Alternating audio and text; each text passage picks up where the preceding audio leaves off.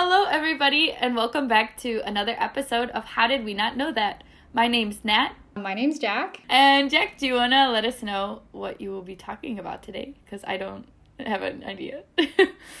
Today I'm going to be talking about Italian Fascism. Oh my gosh.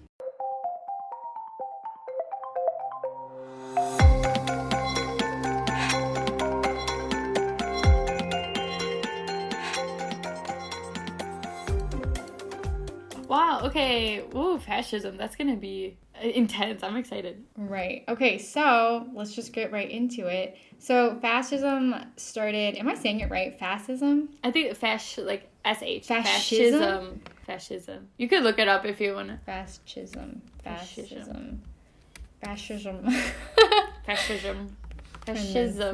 Right? I think. Fascism. Fascist. Fascism.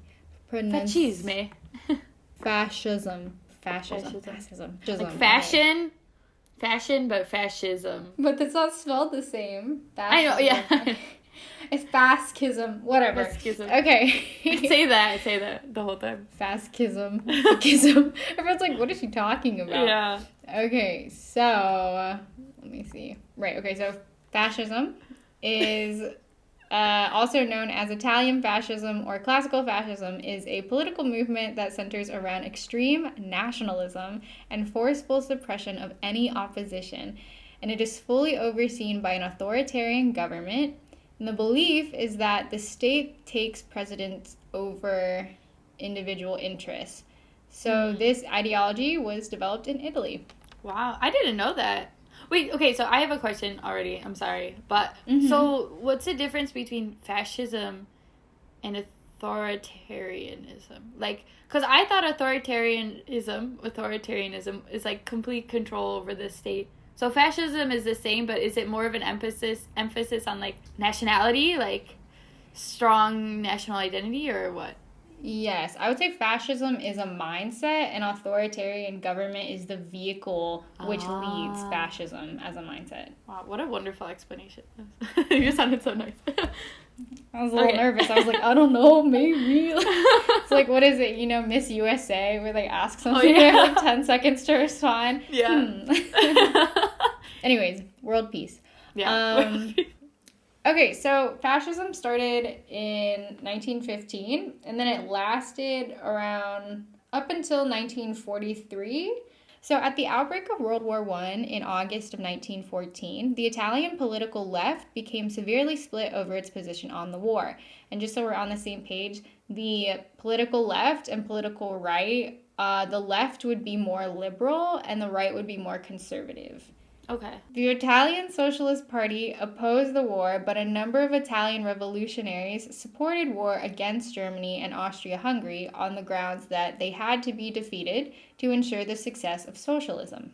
So Angelo Oliviero Olivetti formed a pro-interventionist fascio, also called the Fasci of International Action, in October of 1914. So technically, that person, Angelo, is I don't want to say father, but he kind of is the first one to gather. Founder, creator. Yeah, he's a founder, like the founder of a fascio, which is the group that supports fascism. Okay. And so Benito Mussolini, which is probably a more familiar name to most of us listening, is a guy at this time. And during this time, he actually was fired from his position as chief editor of the PSI, which is the Italian Socialist Party's newspaper called Avanti. And he was fired because of his anti-German stance. And after he was fired, he joined the interventionist cause in a separate fascio, which is... Fascio is an Italian word that means bundle, but in this context refers to a separate political group. Okay, so Benito Mussolini and other radicals formed a political group known as the Fascist Revolutionary Party in the north of Italy. The term fascism was first used in 1915 by members of Mussolini's movement/fascio, which was called the Fasci of Revolutionary Action. The first meeting of the Fasci of Revolutionary Action was held in January of 1915, and during this time it was a relatively small group, but over the next few years the group did various political actions and they began to gain some popularity. So at this time, there were many militant strikes by industrial workers happening in Italy, and by 1920, these strikes had reached their peak. This is a separate event from the fascists right now. It's just there are labor workers that are unhappy with certain conditions, so they're leading a lot of strikes. Okay. And Mussolini and the fascists then see this as an opportunity, and they take advantage of the situation by allying themselves with industrial businesses and attacking the workers and peasants in the name of preserving order and internal peace in Italy. Okay. So basically, that's a fancy way of saying they beat up the people protesting. Like, oh my gosh. Yeah, fascism is very violent, and that was a big part of their campaign, was promoting order in Italy by violently oppressing anyone going against the government. Oh my god. They made an example of the protesters for labor rights, and then the rest of the country was like, okay. Yeah, which we'll get into it more, but basically the feeling was that the current government, the Socialist Party, was too weak, and you needed a strong government to hold, authoritarian government to control the people. I see. Roots of Italian fascism. So Italian fascism is rooted in Italian nationalism and the desire to restore and expand Italian territories, which were deemed necessary at the time for a nation to assert its superiority and strength, as well as to avoid the decline of the country. So it's a long way of saying that they felt that imperialism is necessary for your country to continue to grow and thrive. Interesting. Right. Okay. Okay. Italian fascists claimed that modern Italy is the heir to ancient Rome and its legacy, and they historically supported the creation of an Italian empire to provide a living space for colonization by Italian settlers so they could establish control over the Mediterranean Sea. Fascists also believe that liberal democracy is obsolete, and they regard the complete mobilization of society under a totalitarian, one-party state as necessary to prepare a nation for armed conflict and respond effectively to economic difficulties. Jeez, okay. Yeah. So do you get what that means? Yeah, so they can only have one party in order to get anything done, and their main goal is to use military force against other nations to gain land and power, and also improve the economy. They need to pass legislation, but so if there's only one party, there's not going to be any opposition. Right. Yeah, and basically that only a certain group of people should be allowed to have a say in how things are run. Interesting. Yeah, the people's opinion does not matter. Okay, so going off of that, such a state is going to be led by a strong leader, most cases a dictator, and the thought is that this would forge national unity and maintain a stable and orderly society.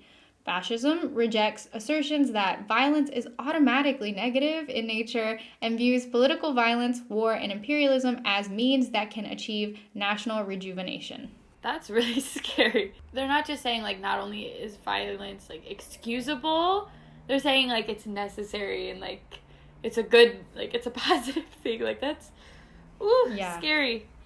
I can't imagine. Exactly. So, okay, but now let's go into the main opponents for fascists. So it's not the argument against fascism, but who fascists believe are their main enemies. Okay? So for fascists, they would identify their primary opponents as the majority of socialists on the left who had opposed intervention in World War I. So anyone who didn't want to join the war. So the fascists and Italian political right held more common ground in the way that they both thought Marxism/communism/socialism are all terrible ideas, and they believed in the rule of elites. So basically, there should not be class equality at all, and only the elites should get everything and rule over. Yikes. Yes. So, Maria's kind of intense. I didn't know it was this intense. Yeah. Okay, so fascism accommodated Italian conservatives by making major alterations to its political agenda. So, originally, fascism might not have been campaigning on certain values, but in order to gain a bigger following, they changed a lot of their political agenda to more coincide with what people on the more conservative side would like to gain more popularity with them. Here are the main changes they made to their political agenda. So the first was abandoning its previous populism, which was their previous political approach. And then they embraced republicanism. So did you cover republicanism in like an episode? I don't think so. Not yet. Like, you govern the nation with an emphasis on liberty and like civic virtue practiced by citizens. So that means like there's a strong, like, you protect civil liberties, like liberty, and then like there's a rule of law that can't be ignored by the government. So basically it's saying like citizens have rights. It's like, okay, so in addition to republicanism, they also had anticlericalism. So anticlericalism, it's a lot of new words for both of us. If anyone listening is struggling, we also are trying to process this. So anticlericalism is opposition to religious authority, typically in social or political matters. So historically, anti-clericalism has mainly been opposed to the influence of Roman Catholicism. If you may or may not know, Catholicism is a huge part of Italian society. The Vatican used to be a part of Italy before they gained independence, and the Vatican is the center of Catholicism. That's where the Pope is, and St. Peter's Basilica. So shout out. Yeah, shout out to the Pope. Yeah, I saw him the other day. I don't know if I told you. Yeah, you did. For All Saints Day. That's so cool. That's like once in a lifetime experience. Yeah, I guess. I think if you were there, you would see him. Like, he's around. Yeah. Like, whatever. Not impressed. I was like, because I could see him again for like a Wednesday mass, but I just slept in. I was like, I already saw him. Like, I don't need to go back to Wednesday. Just some dude. He's just a tourist attraction for me. Yeah. I'm just kidding. Okay, so and then they also adopted policies in support of free enterprise, which just means a free market, so capitalism. Okay. And then they also would accept the Roman Catholic Church and the monarchy only as institutions in Italy. Okay. So during this time, I think the Catholic Church had a bit of influence in the government, and so the party was going to only accept them as separate institutions. Yeah, they had like no political power anymore. Okay. And so in addition to appealing to Italian conservatives, fascism adopted policies such as promoting family values. And to do this, they created policies designed to reduce the number of women in the workforce and limit the woman's role to that of only a mother. Wow. And you thought it couldn't get worse. Right, which was a big yikes when I found that.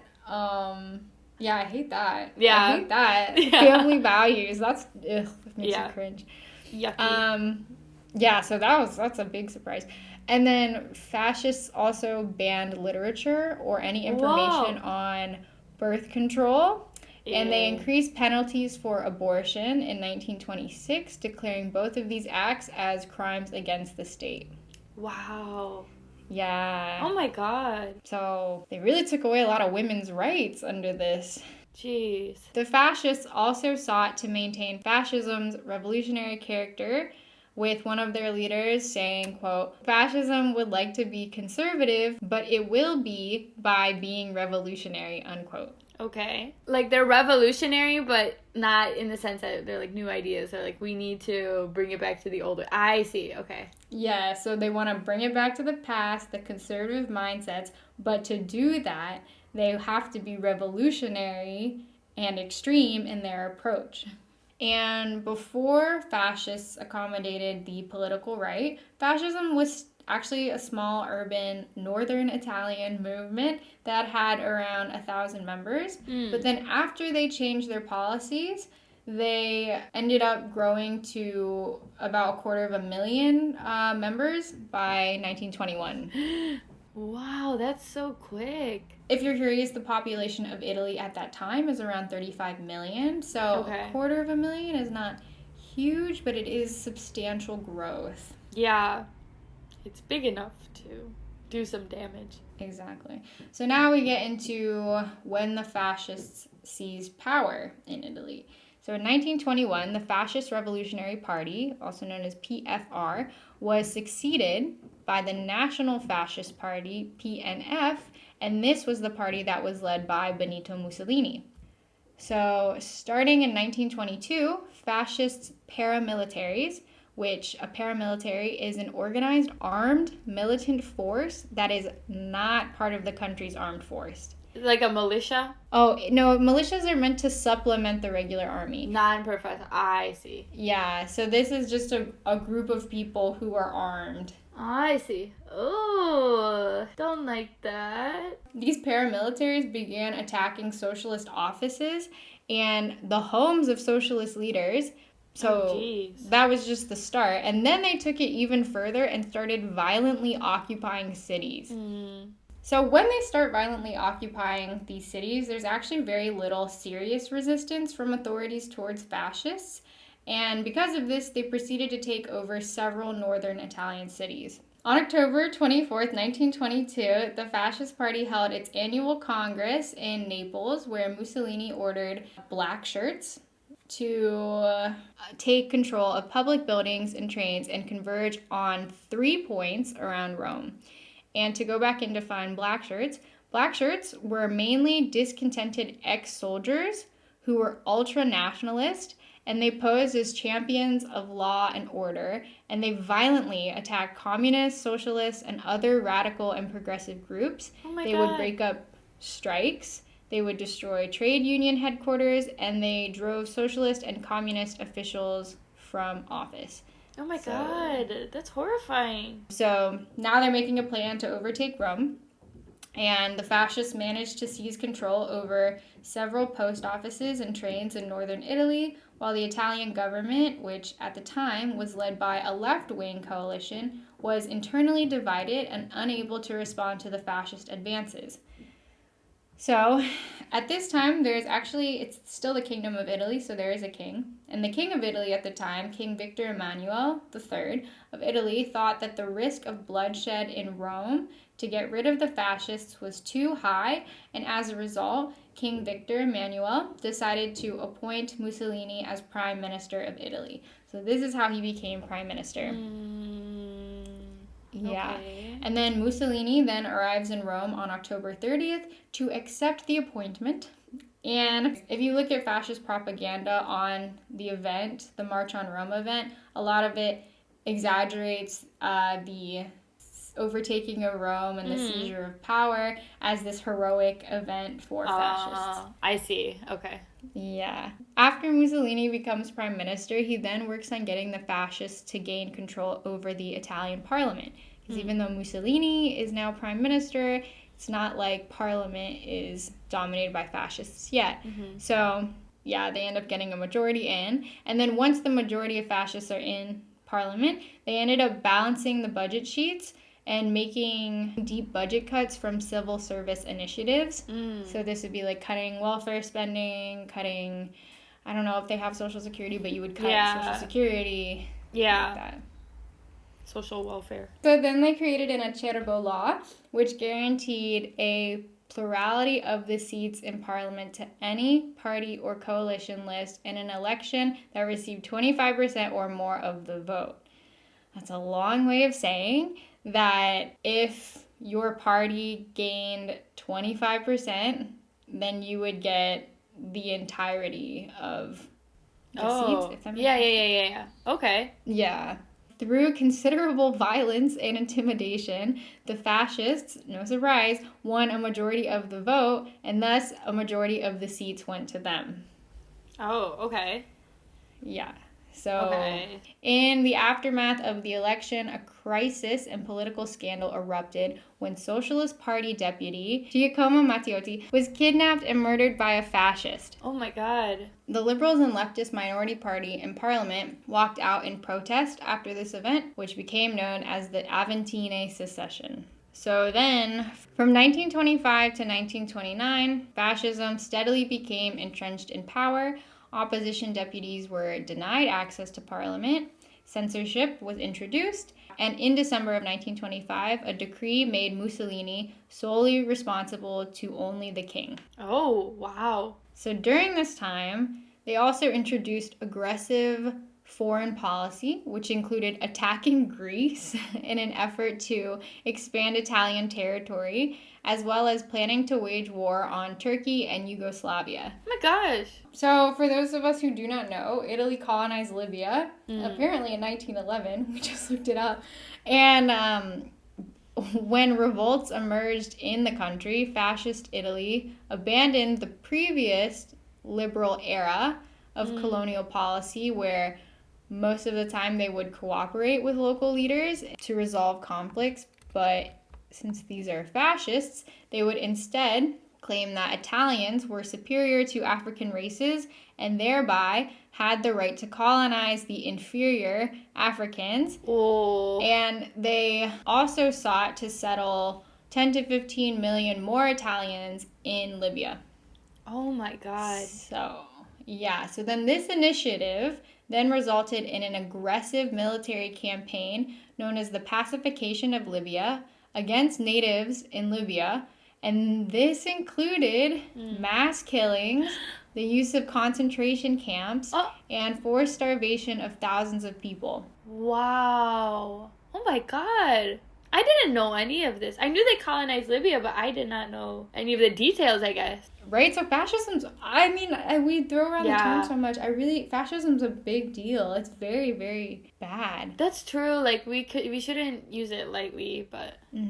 Okay, so Italian authorities committed ethnic cleansing by forcibly expelling 100,000 Bedouin Cyrenaicans, which is half the population of Cyrenaica, in Libya from their settlements, and the settlements that they left were slated to be given to Italian settlers. God. Okay, but eventually fascism does end in Italy. So let's go into the fall of fascism. Italy also colonized, I don't know all their colonies, but Italy also colonized Eritrea and Ethiopia. And so eventually there is an Italo-Ethiopian war that lasts from 1935 to 1937, with Italy winning.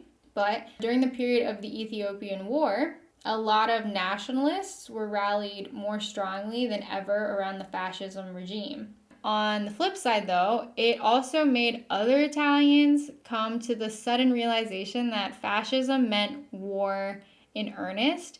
So not just bombastic threats of war for defensive purposes, but the reality that they will always be at war. Like, fascism means you're always going to be fighting. Like a constant state. Exactly. So during the period between 1936 and 1943, the lines between fascism and anti-fascism started to be more clear of which side you were on, right? So it's not... Yeah. More people actually started to join the ranks of opposition against fascism, and we start to see underground movements gaining strength, even if number-wise they never became overwhelming. More people started rallying against fascism. So by July of 1943, when World War II is happening, which, if anyone doesn't know, Italy is on the side of the Axis powers, so they're with Japan and Germany for the World War II side. So King Victor Emmanuel III removes Mussolini from power and places him under house arrest following the Allied invasion of Sicily and bombing of Rome. Okay. So, does that make sense? So basically, when the Allies are starting to take control of Italy, then the king puts Mussolini on house arrest. House arrest. Okay. Then the Nazis actually end up rescuing Mussolini in September of that year, and he is then placed into hiding with them for a couple of years. But he finds out, Mussolini finds out that the Nazis are getting ready to surrender, and he gets really angry at this and leaves the palace he was hiding in to go to Milan with his 33-year-old mistress. That's just a side note. Oh my God. So it's kind of an interesting end to fascism, so stay with me. But, okay, however, as they are heading north toward Lake Como, which is a lake, you know of this lake? Yeah, my parents went there and they, love it. Oh, really? It's so beautiful. Oh, well. Like the lake itself. Sorry, not the history. Oh, no, what happened?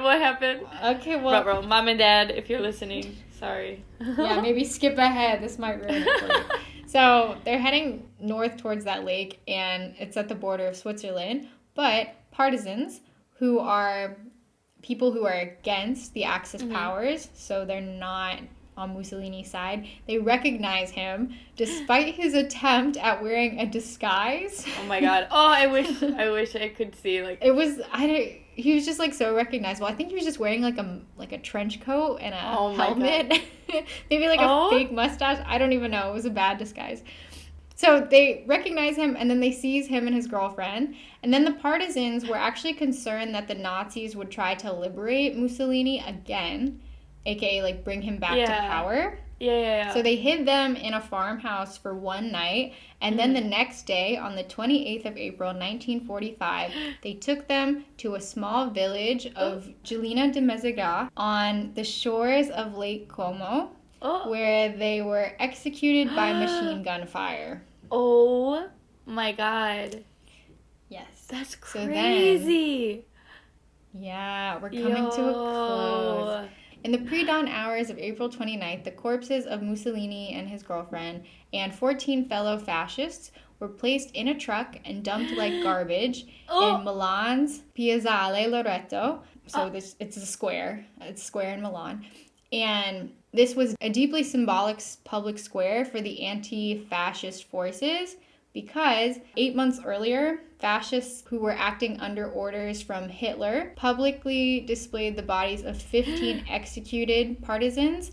So, oh my god, for them to be able to 8 months later display the corpses of Mussolini, it was kind of like a really big symbolic, I don't want to say accomplishment, but a message for them. Oh my gosh. And then, almost the next day after Benito Mussolini is killed by the Italian resistance, the hostilities and violence start to decline in Italy. And then... wow. Yeah, fascism starts to end. So it really was, like, solidified in him and, like... a dictator. Wow. Yeah. Yeah, what a violent end to a violent ideology. It makes sense, like... Yeah, the ending was so interesting. My gosh, I feel like I just, like, listened to, like, I watched a movie or something. Yeah, like a true crime. Yeah, like, whoa. Podcast. Yeah, well, that's it. That's all the notes I had, and that's just not much to say. I mean... Wow, Jack, that was great. Oh my gosh, that was, like, such a... Sorry, I'm, like, still, like... Oh, that was such an intense ending. I'm really glad you covered that because, like we mentioned it earlier, I feel like the term fascist is, like, thrown around, like, pretty lightly, like, more, like, you can, like, joke around, like, people joke around with their friends, like, oh, you're fascist, like, I don't know, like, in school, you could be like, oh, your principal or whatever, I don't know, these are stupid examples, but, like, I feel like people use it kind of, not as a joke, but they use it in a not serious, and so it's, like, when you do that, you, like, take away power from... Like, I don't know. What am I trying to say? How do I phrase it? Do you know what I'm trying to say? Like... Yeah. You take away the severity of what they did. Because then you're, like, you're... dwindling down, like, how intense. What actual fascism is. And, like, it's not to say that there shouldn't call anybody a fascist. Like, obviously, there are people who are probably, still politically aligned with this ideology. So, it doesn't mean that it can't ever be used, but, like... Yeah, I've heard it, like, as a joke, like, so many times, so it's like, wow, I'm really glad you covered it, because I didn't really realize the severity. Like, I knew that period in Italy was really violent, but just hearing the extent of how quickly things changed, too, is really horrifying. I can't imagine what it would have been like to be living in Italy at that time, or living in an Italian colony. That's horrifying. Well, thank you for covering that. What a great episode. I'm glad to be back in the swing of things. So everyone, thank you so much for listening, and we will see you guys soon. Yep. Bye. Bye.